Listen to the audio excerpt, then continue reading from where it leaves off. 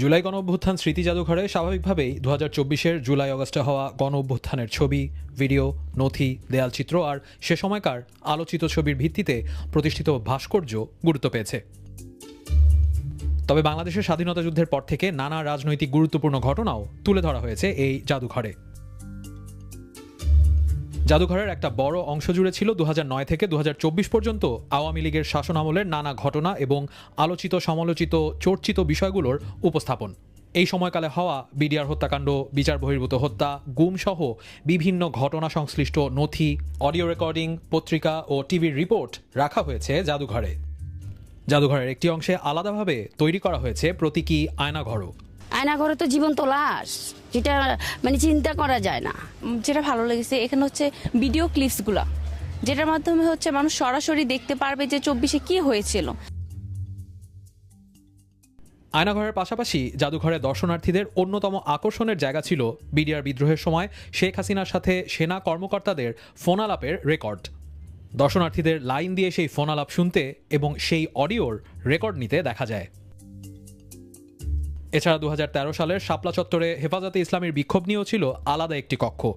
সে সময়কার ছবিতে বিক্ষোভকারীদের মুখ যেন দেখানো না হয়, সম্প্রতি এমন একটি দাবি করেন বাংলাদেশ খেলাফত মজলিসের আমির মামুনুল হক, যেই দাবির সাথে সহমত পোষণ করেন কেউ কেউ।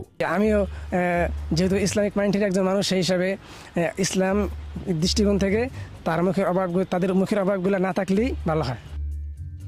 দর্শনার্থীদের মধ্যে মিশ্র প্রতিক্রিয়া দেখা যায় এই জাদুঘরে টিকিট রাখার সিদ্ধান্তকে নিয়ে। অবশ্যই টিকিট রাখা উচিত, অবশ্যই টিকিট রাখা উচিত। 50 টাকা করে টিকিট ধরেছেন, এটার জন্য আমি ধন্যবাদ জানাবো। কারণ এটা করতে তো বর্তমান সরকারের বর্তমান সরকারের কিন্তু চিন্তা করতে হবে যে উনি একটা ভঙ্গুর বাংলাদেশে এসে পড়েছেন। জুলাইটা তো আমাদের, দেশটাও আমাদের, সবই আমাদের, তাহলে এখানে টাকা কেন? এটা তো আমরা দেখতে আসছি, বা বাচ্চাদেরও পর্যন্ত টাকা রাখা হয়েছে। এখানে হচ্ছে আমরা শিখতে আসছি, বা হচ্ছে আমরা বলতে হচ্ছে বাচ্চারা দেখবে, শিখবে তারা আসলে জুলাইতে কি হয়েছে। এখানে টাকাটা কেন রাখা হয়েছে সেটা হচ্ছে আমার কথা।